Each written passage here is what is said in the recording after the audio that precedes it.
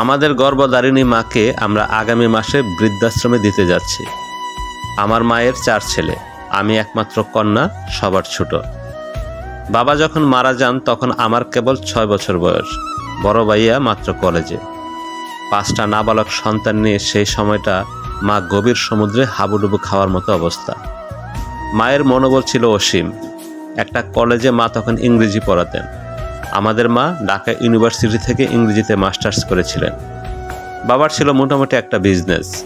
আমরা সুখী পরিবার ছিলাম, কারণ মা চাকরির পাশাপাশি আমাদের এবং সংসারের প্রতি খুব কেয়ারিং ছিলেন।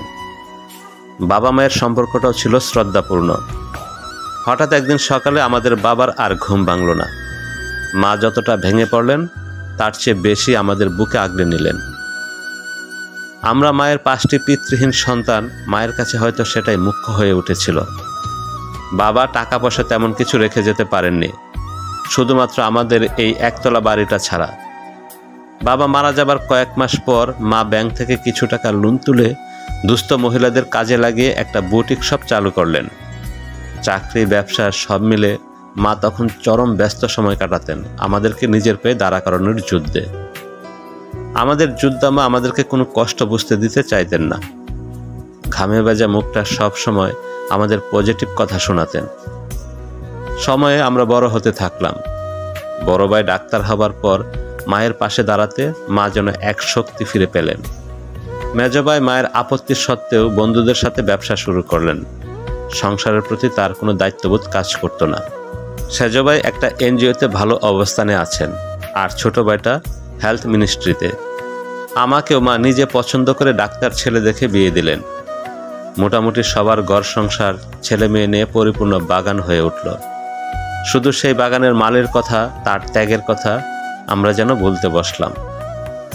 মা আমাকে নিজে পছন্দ করে বিয়ে দিলেও এরফানকে একদমই আজকাল সহ্য করতে পারেন না।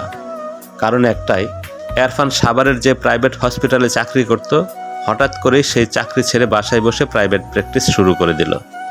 তার বক্তব্য হলো, 2 দিন পর পর গার্মেন্টসের ছেলেরা হাসপাতাল ভাঙচুর করবে, আর কসাই বলে মারমুখী আচরণে শার্টের কলার চেপে ধরবে, এটা আমি মানব না। আমি তার সাথে পেরে উঠিনি, তাই ভাগ্যকে মেনে নিয়ে মোটামুটি দৈন্যদশায় এক জীবন কাটিয়ে দিচ্ছি। সাভারের এই 2 কাঠা জমিতে আমাদের 3 রুমের ছোট্ট একটা বাসা।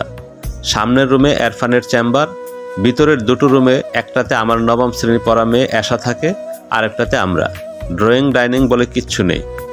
বারান্দা পলিথিনে ঘিরে একটা খাবার টেবিল। আমার ভাইদের অবস্থার কাছে আমার অবস্থা শোচনীয়। তাদের বাড়িঘর কাচের মতো জকজকে, আভিজাত্যের ছোঁয়া চোখে পড়ার মতো। মায়ের কাছে মাঝে মাঝে আসি। মা বুকের গভীর থেকে দীর্ঘশ্বাস ছাড়েন আমার কথা ভেবে। ভাইদের সমৃদ্ধ জীবনের ছবি তুলে ধরেন আমার সামনে। সেখানে এরফান পরাজিত কেউ, যাকে দেখলেই মা সহ্য করতে পারেন না। কারণ এরফানের কাছে মায়ের প্রত্যাশা ছিল বেশি। একমাত্র মেয়ের এই জীবন মায়ের কাম্য ছিল না। বাবার এই বাড়িটাতে মা এখন একাই থাকেন। সাথে থাকেন আমাদের পুরাতন মানুষ মতিয়া খালা। মা ফুলের চাষ করেন, এক জাক কবুতরও আছে, আর আছে মায়ের একটা পোষা বিড়াল। এই 76 বছর বয়সে মা নিজের মতো করে বাঁচতে শিখে গিয়েছেন। ভাইয়েরা যার যার মতো, মাঝে মাঝে চোখের দেখাটা দেখে যান। মা এতেই খুশি। আমি আর এরফান সকাল সকাল সাভার থেকে রওনা হলাম। আজ শুক্রবার, ভাইয়েরা জরুরি মিটিংয়ে ডেকেছেন। এর আগে তো কখনো এইভাবে ডাকেননি। কি এমন জরুরি কথা? বৈষয়িক কোনো ব্যাপার? এরফানের বৈষয়িক ব্যাপারে কোনো আগ্রহ নেই। তার জন্য সৈন্যের জীবনেই উত্তম ছিল হয়তো। আমাদের বাড়িতে বহুদিন পর আমরা 5 ভাই বোন একত্র হয়েছি। আমি এরফানকে বললাম ওর বন্ধু শামীম ভাইয়ের কাছ থেকে একটু ঘুরে দুপুরের মধ্যে যেন ফিরে আসে। মায়ের বিরক্ত মুখ আমার দেখতে ভালো লাগে না। বসার ঘরে ভাইয়ারা ফাইলপত্র নিয়ে খুবই গম্ভীরভাবে আলোচনা শুরু করেছেন। তেমন কিছু বুঝে উঠতে পারছি না। মা রান্নাঘরে মতিয়া খালাকে নিয়ে ব্যস্ত রান্নাবান্নায়। কোন ছেলে কি খাবে? কতদিন পর মায়ের এই সুযোগ হলো। দুপুরের খাবার শুরু করার আগেই বড় ভাইয়া মূল আলোচনায় বসলেন। আজ তো জুম্মাবার, নামাজ বাদ দেওয়া যাবে না। আমাদের বাড়িটা যেহেতু ব্যস্ত লোকেশনে, সুতরাং এটাকে এভাবে ফেলে রাখা অযৌক্তিক। মায়েরও বয়স হয়েছে, এভাবে একা থাকা নিরাপদ না। সুতরাং বাড়িটাকে ভেঙে অ্যাপার্টমেন্ট বানানোর জন্য ভালো একটা ডেভেলপারের সাথে চুক্তি ফাইনাল হয়ে গেছে। এখন মায়ের মতামত। মা হয়তো বলার মতো কোনো কথা পাচ্ছেন না। শূন্য দৃষ্টিতে চেয়ে আছেন বহুদিন আগের বাবার লাগানো কামিনী গাছটার দিকে। আমি নীরবতা ভেঙে বললাম, মা তাহলে কোথায় থাকবেন? ভাইয়েরা নানান অজুহাত দাঁড় করালেন। ভাবিদেরও তো বয়স হয়ে গেছে, মাকে কিভাবে টেক কেয়ার করবেন? কারো আবার গেস্ট রুম নেই, কারো গেস্ট রুমে কুত্তা বিড়াল পালে, কারো বাচ্চাদের পড়ালেখার বড্ড চাপ। আমি ভাবছি কি ভয়ঙ্কর সমস্যায় জর্জরিত আমার ভাইদের জীবন। কুত্তা বিড়ালের ঘর হয় অথচ একজন মায়ের ঘর হয় না। যে মা না থাকলে তারা কুত্তা বিড়ালের সমানও হতে পারত না। মেজ ভাইয়া বললেন, মাকে নিয়ে চিন্তা কিসের? আমরা একটা ভালো ওল্ড হোমের সাথে যোগাযোগ করে মোটামুটি সব ফাইনাল করে এসেছি। এসি রুম, খাওয়া দাওয়া ভিআইপি মানের, পরিবেশটাও মনোরম। আরও অনেকেই যেহেতু আছেন, মায়ের নিঃসঙ্গও লাগবে না। তাছাড়া আমরাও রেগুলার মাকে দেখতে যাব। মা মাঝে মাঝে আসতেও পারবেন আমাদের কাছে। কি বলো মা? মা শান্তভাবে বললেন, তোমরা এখন বড় হয়েছ, বুঝতে শিখেছ। যতটা তোমরা বুঝো ততটা হয়তো আমি বুঝি না। আমাকে কবে যেতে হবে সেখানে? মাকে বৃদ্ধাশ্রমে যেতে হচ্ছে। আমাদের মা বড্ড ভারী, ছেলে মেয়েদের সংসারে তার এতটুকু জায়গা হচ্ছে না। আমিও তো আমার মায়ের সন্তান। 10 মাস আমিও তো মায়ের পেটে ছিলাম। প্রসব বেদনা তো ছেলে বা মেয়ে ভেদে ভিন্ন নয়। তবে আমি কেন চুপ করে আছি? সেদিনের পর থেকে আমি কেন ঘুমাতে পারছি না? এরফান ঠিকই বুঝেছে আমার কষ্ট। বাইরে টিপ টিপ বৃষ্টি, মধ্যরাত।